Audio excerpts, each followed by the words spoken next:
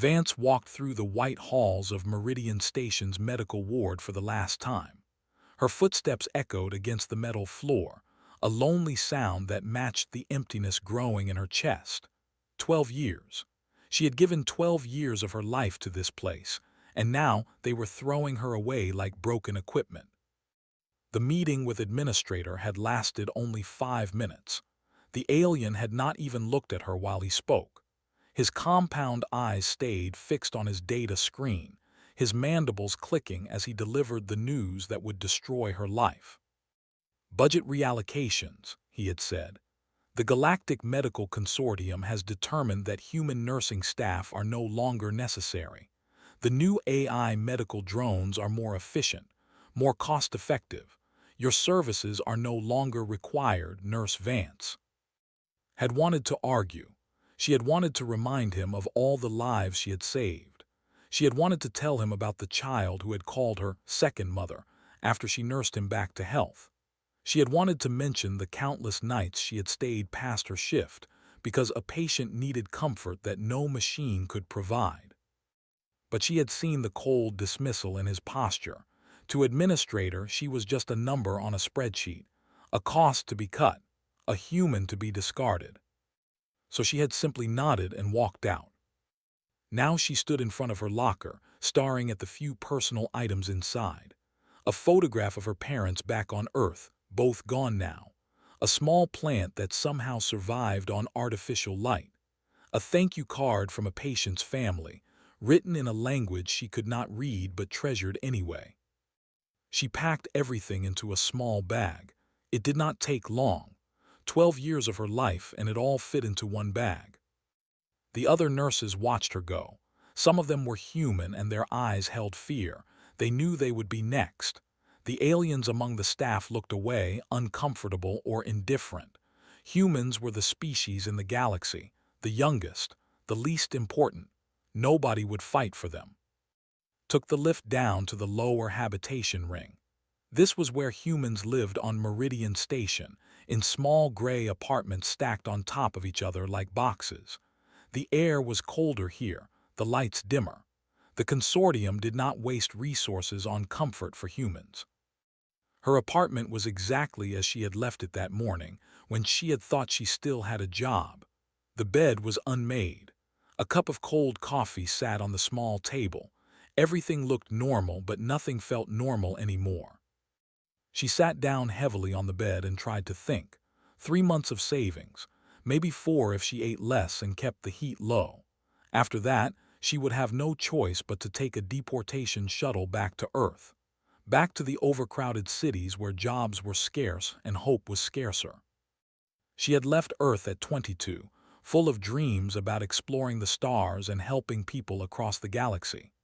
Now she was 34, alone, and facing the very future she had tried to escape. The hours passed slowly. Tried to eat but found she had no appetite. She tried to sleep but her mind would not quiet down. She kept thinking about all the patients she would never see again, all the small kindnesses she would never be able to offer. Outside her window, the station's artificial night had fallen. The lower rings grew darker and more dangerous after hours. Gangs roamed the alleys between buildings. Security patrols rarely came down this far. Most residents locked their doors and pretended not to hear whatever happened outside. Was heating a cup of synthetic noodles when she heard it, a sound that cut through the hum of the station's machinery. A wet, rasping wheeze, followed by a whimper that sounded almost like a word. She froze, listening. The sound came again, weaker this time. Something was hurt. Something was dying in the alley below her window. Her first instinct was to ignore it. She was not a nurse anymore. Whatever was out there was not her responsibility. Getting involved in lower ring problems only led to trouble. But the whimper came again, and something deep inside responded. 12 years of training. 12 years of caring for the sick and wounded. She could not turn off that part of herself just because someone had taken away her job. "Damn it," she whispered, grabbing her emergency medical kit from under the bed. The alley was darker than she had expected. The lights down here had been broken for months, and nobody had bothered to fix them. Moved carefully, her eyes adjusting to the shadows. The smell hit her first, blood and something else, something chemical and sharp. She found the creature behind a large waste recycler, curled into itself like it was trying to disappear. At first, her brain refused to process what she was seeing. The creature was covered in scales that caught the faint light and threw back colors of deep purple and blue.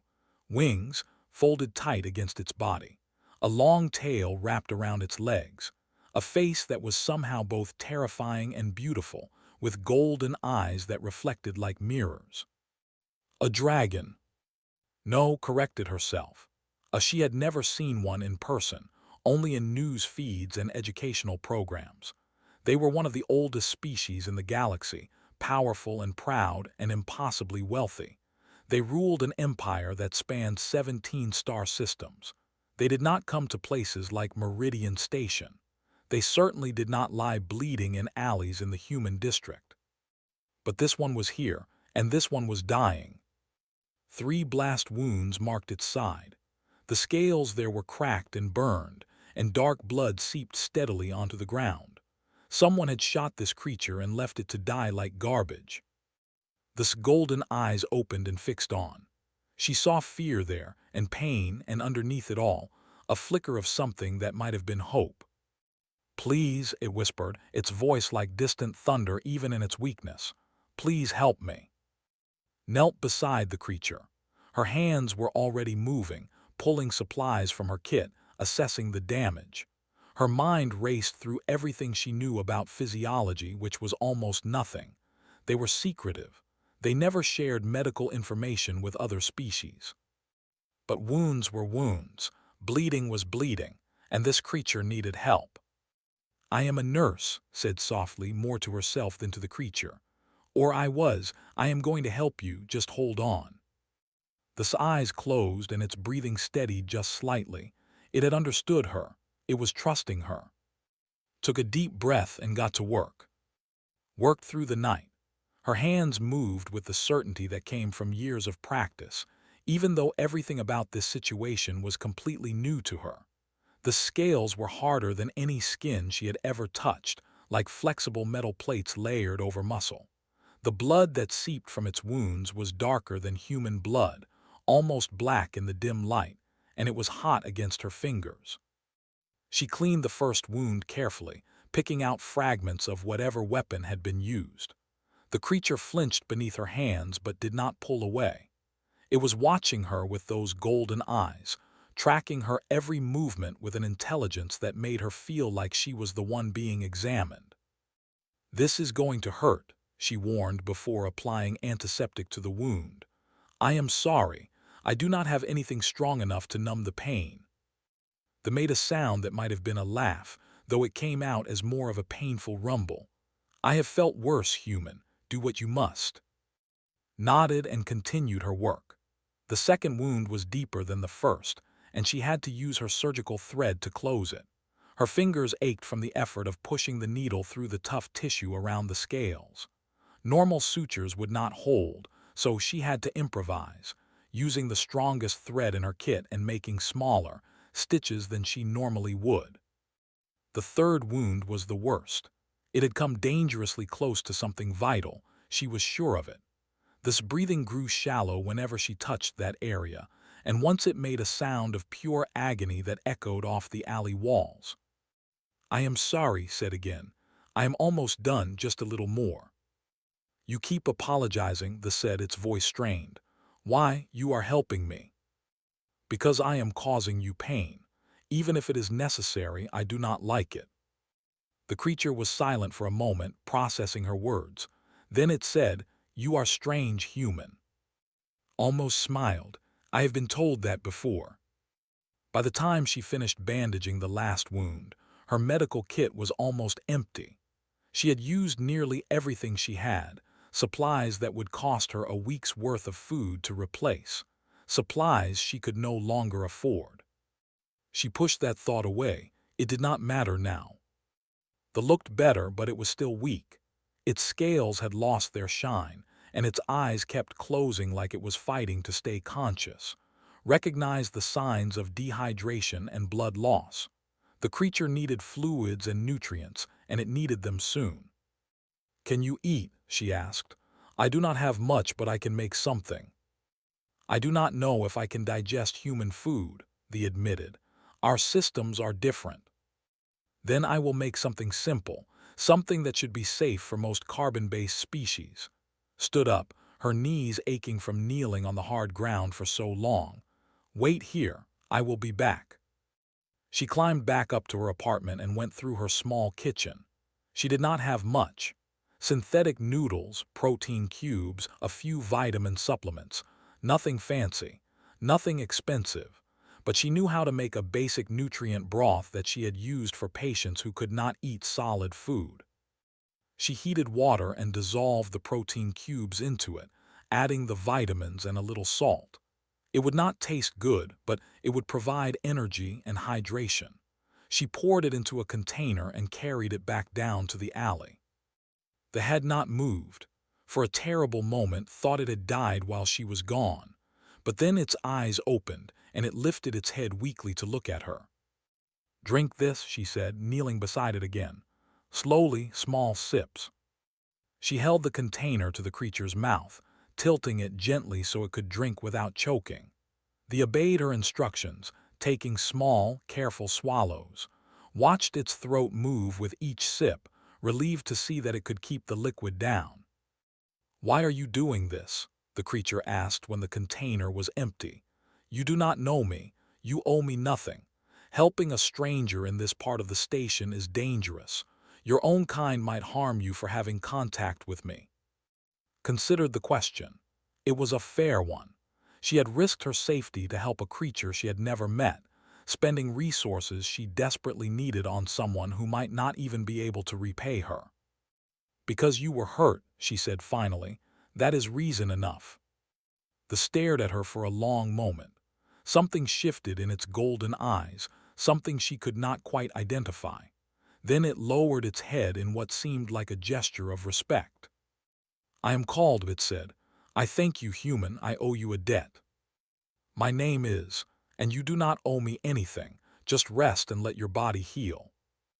Repeated as if memorizing the sound. "I will not forget this. I will not forget you." She stayed with him through the rest of the night, checking his bandages, making sure his breathing stayed steady. Somewhere around dawn, fell into a deep sleep, and allowed herself to lean against the wall and close her own eyes. She did not know who had hurt this creature or why. She did not know what would happen when the station woke up and someone discovered in the human district. She did not know if she would face punishment for helping an injured alien without authorization. But for now, none of that mattered. For now, there was just a creature who had needed help and a nurse who had provided it. Everything else could wait until morning. When morning came, it brought something never could have imagined.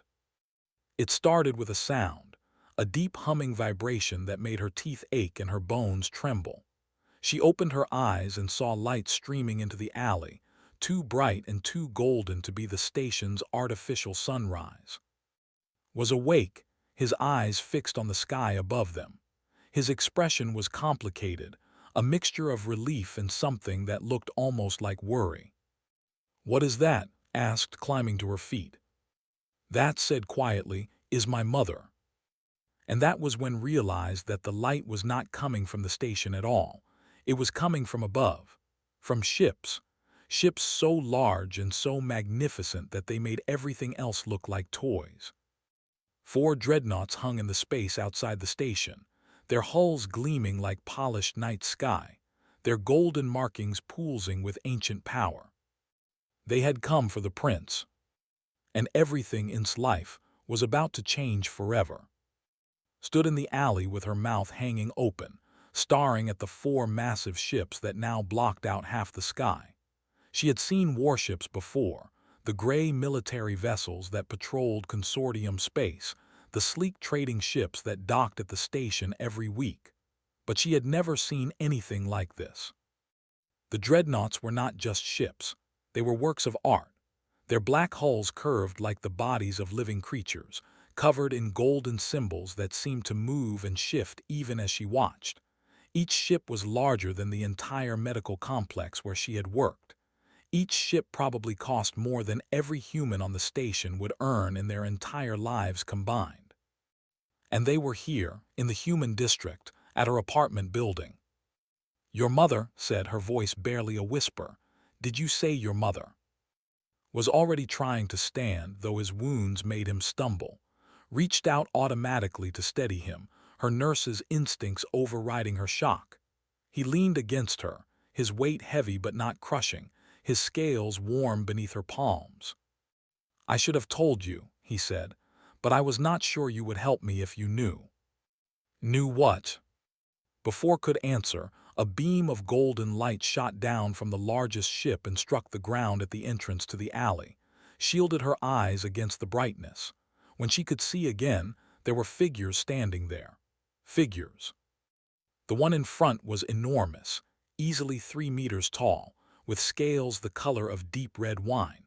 She wore armor that looked like it was made of liquid metal, flowing and reshaping itself with every movement. Behind her stood 2 guards in similar armor, their hands resting on weapons that could not identify but knew instinctively were dangerous. The red looked at and her eyes softened for just a moment.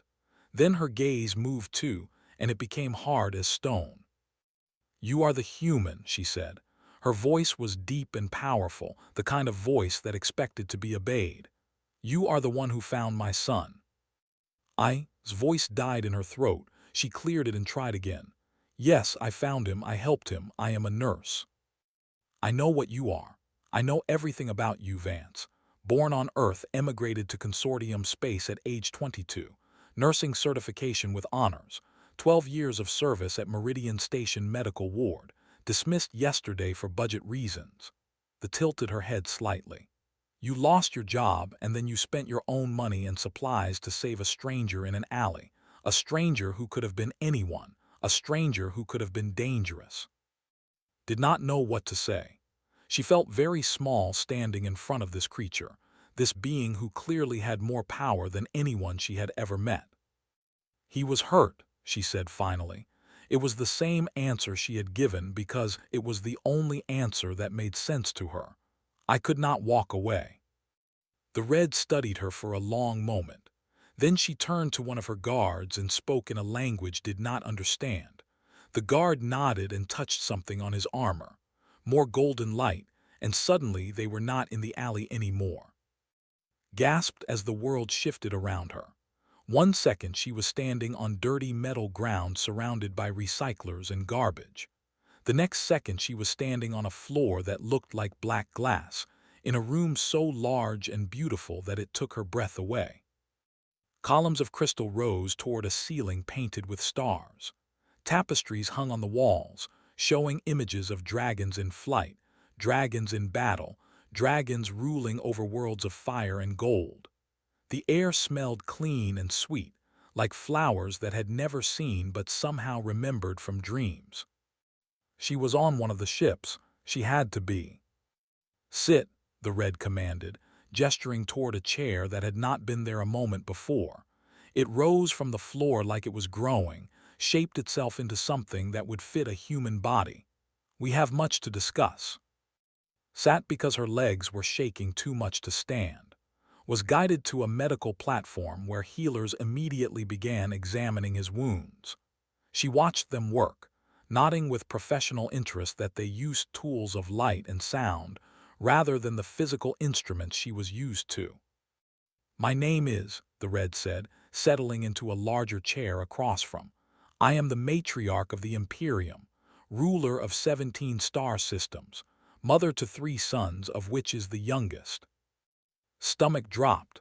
She had known was important from the moment the ships arrived, but this was beyond anything she had imagined. "You saved the 3rd prince of our empire," continued. "You treated his wounds when you had no obligation to do so. You fed him from your own supplies when your species is barely tolerated in consortium space. You risked your safety, your reputation, and your future for someone you did not know." I did not know who he was, said. I just saw someone who needed help. Yes, leaned forward, her golden eyes intense. That is precisely the point. You did not know. You did not calculate the risks and rewards. You simply acted because someone was suffering and you could ease that suffering. Do you understand how rare that is? Do you understand what that means? Shook her head. She truly did not understand. My son was attacked by political rivals, said. They shot him and left him in human territory deliberately. They wanted his body to be found there. They wanted to blame humans for his death. It would have given them an excuse to push for sanctions against your species, to further marginalize humans in consortium space. The implications hit like a physical blow. If had died if she had not found him, if she had walked away like any sensible person would have. But you did not walk away, said, as if reading her thoughts, and now I have a debt to repay. You do not owe me anything, said quickly. I did not do it for a reward. I would never ask for payment for helping someone who was hurt. Smiled, and for the first time she looked almost warm. I know, that is why the debt is so large. The news spread across Meridian Station faster than light could travel between stars. 4 dreadnoughts had arrived at the human district. The matriarch herself had come, the most powerful ruler in 17 star systems, and she was there because of a human nurse who had been fired just yesterday. Administrator was one of the first to hear the news. He dropped the data tablet he was holding, and it shattered on the floor of his office. His compound eyes blinked rapidly as his mind struggled to process what his assistant was telling him. The human, he said, Nurse Vance, the one I dismissed. Yes, Administrator. She apparently saved the life of Prince. They are saying she found him wounded in an alley and treated his injuries with her own medical supplies. Felt his chitin grow cold. He remembered the meeting yesterday, how he had not even bothered to look at the human while he ended her career. He remembered her quiet acceptance, the dignity with which she had left. He had not given her a second thought after she walked out the door. I need to speak with her, he said, already moving toward the exit. There has been a terrible mistake. Her termination was a clerical error. She was never supposed to be dismissed. Administrator, the guards are not allowing anyone near her location. Then I will speak with the guards. I will explain the situation. This was all a misunderstanding. But when arrived at the human district, he found that explanation would not be so easy. The golden-armored guards stood at the entrance to his apartment corridor like statues. They did not acknowledge his presence. They did not respond to his questions. They simply stood there, blocking his path, radiating a quiet threat that made his legs tremble. Please, clicked, his voice rising in desperation. I must speak with Nurse Vance. She is a valued member of our staff. The paperwork regarding her termination was wrong. I can fix this. One of the guards finally turned to look at him. The guard's golden eyes held nothing but cold contempt. The matriarch has already reviewed all relevant documentation, the guard said. She has seen the termination order you signed. She has seen your budget reports that describe humans as unnecessary expenses. She has seen everything. Felt like the floor was opening beneath his feet. Inside the dreadnought, knew nothing about desperate attempts to reach her. She was sitting in the beautiful room, drinking real tea that a servant had brought her. Real tea from Earth, not the synthetic substitute she usually drank. She had not tasted real tea since she left home 12 years ago. Was recovering well. The healers had done things to his wounds that seemed like magic too. Where she had used thread and bandages, they used light that seemed to flow into his body and repair damage from the inside. He was already walking again, though he moved carefully to avoid straining the newly healed tissue. You look troubled, said, watching from across the room. I do not understand why you are being so kind to me, admitted. I did what anyone would have done, what anyone should have done. That is where you are wrong. Set down her own cup and leaned back in her chair. Most species would not have done what you did. They would have calculated the risks. They would have considered what they might gain or lose. They would have walked away or, worse, tried to profit from the situation. Surely some would have helped. Some perhaps, but not many, and certainly not many humans. Pause, choosing her words carefully. Your species has been in space for less than 200 years. You are young. You are weak. You have no natural weapons, no claws, no armor. You are short. Your technology is borrowed. In the hierarchy of galactic species, you rank near the bottom. Nodded. She knew all of this. It was impossible to forget when you lived in the lower rings and watched other species walk past you like you were furniture. And yet, continued, your species has something that most others lack. You have compassion that does not calculate. You have empathy that ignores self-interest. You help strangers because they are suffering, not because you expect something in return. Is that not normal?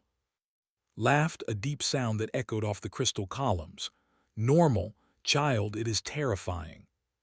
Blinked in confusion. Terrifying. Think about it. Think about what it means to be a species that helps others without calculation. You cannot be predicted. You cannot be controlled through normal means. You do not respond to threats or bribes the way other species do. You simply do what you believe is right, regardless of consequences. Limped over to join them, sitting carefully on a platform that rose to meet him. Mother is saying that humans are dangerous because you are good. Most species understand selfishness. They know how to deal with creatures who act in their own interest.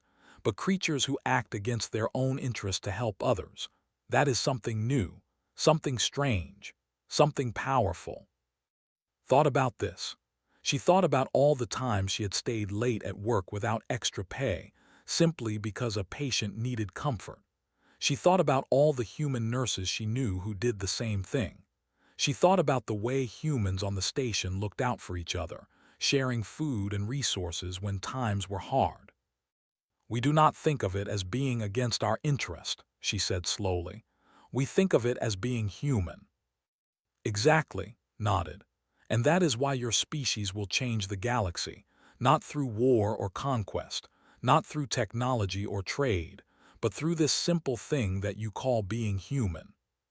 The consortium dismisses you because you are weak, added. But weakness is not the same as insignificance. A single kind act can have consequences that ripple outward forever. You saved my life. Do you have any idea what that means? Not just to me, but to the future of relations between our species. Shook her head. She was just a nurse who had lost her job. She did not think in terms of galactic politics or the future of species relations. Then let me show you, said, rising from her chair. Let me show you what happens when the Imperium owes a debt to a human nurse from the lower rings. The changes came faster than anyone could have predicted. Within 3 days of the ship's arrival, the entire political landscape of Meridian Station had shifted. The Galactic Medical Consortium received a formal communication from the Imperium, requesting a full review of all human employment terminations in the medical sector.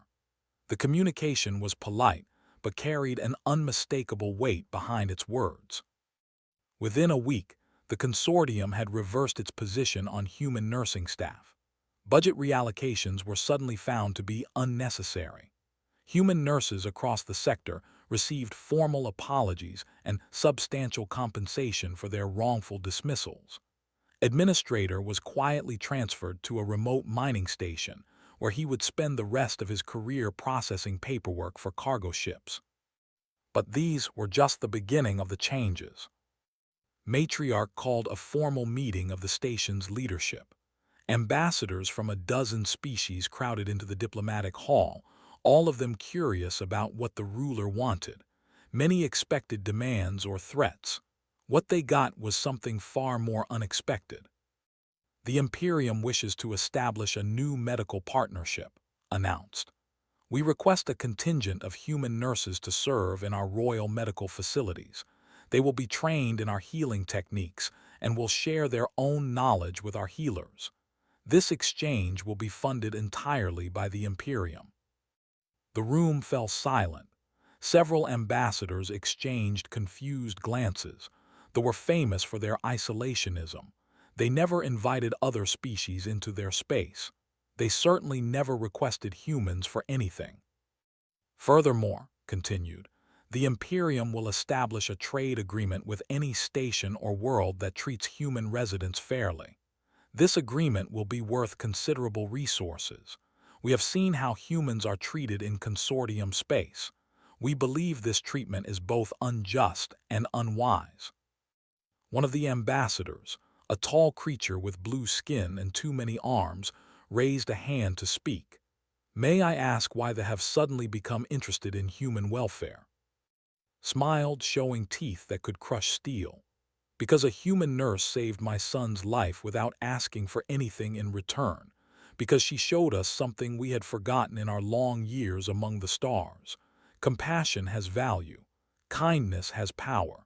And humans have these things in abundance. The meeting lasted for hours.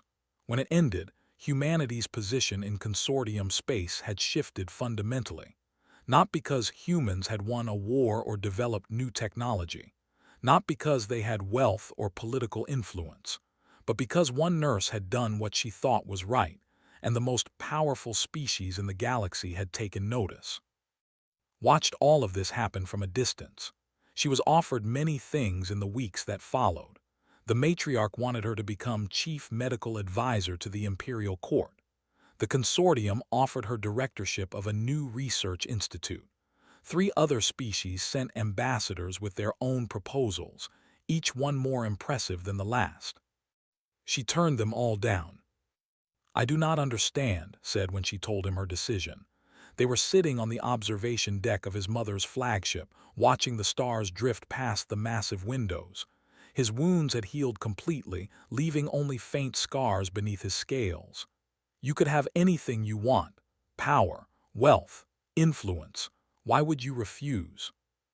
Because that is not who I am, said. I became a nurse because I wanted to help people who needed it, not because I wanted to be famous or powerful. I just wanted to make things a little better for whoever I could reach. But surely you could help more people with the resources we are offering. Thought about this carefully. Maybe. But I would also become something different. I would become a symbol, a political figure, someone who has to worry about appearances and alliances and consequences. I would stop being a nurse and start being a piece in someone else's game. Was quiet for a moment. Then he made a sound that had learned to recognize as a chuckle. You know, when I first met you in that alley, I thought humans were simple creatures, easy to understand.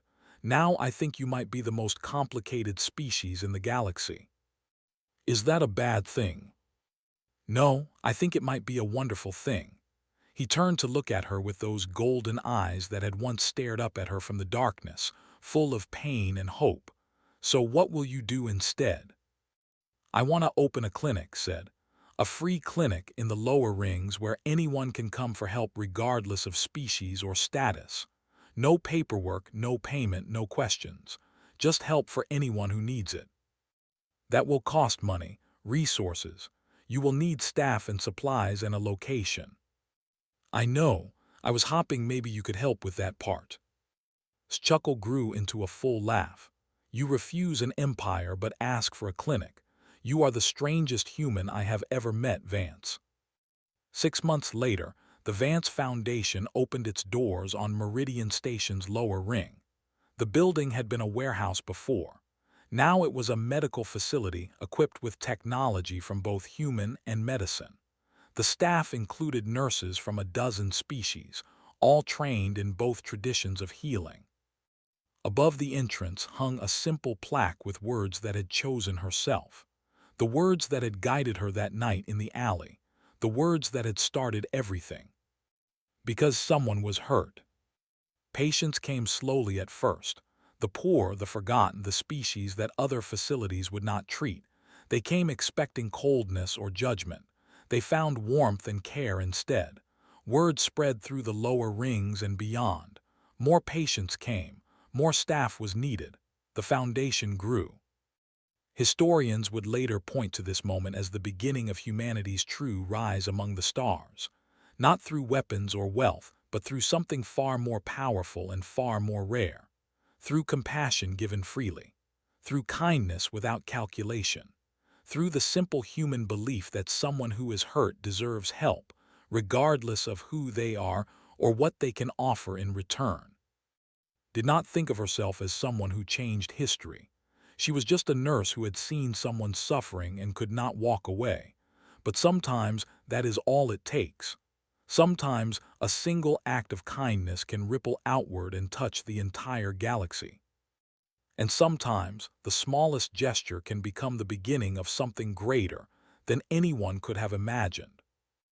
On quiet nights, when the clinic was closed and the stars shone through the observation windows, would sometimes think about that night in the alley. She would remember the fear and the uncertainty. She would remember the creature lying in the shadows, wounded and alone.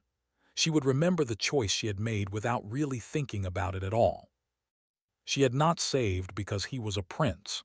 She had saved him because he was hurt, and in the end, that was the only reason that mattered. That was what it meant to be human. And the galaxy would never forget it.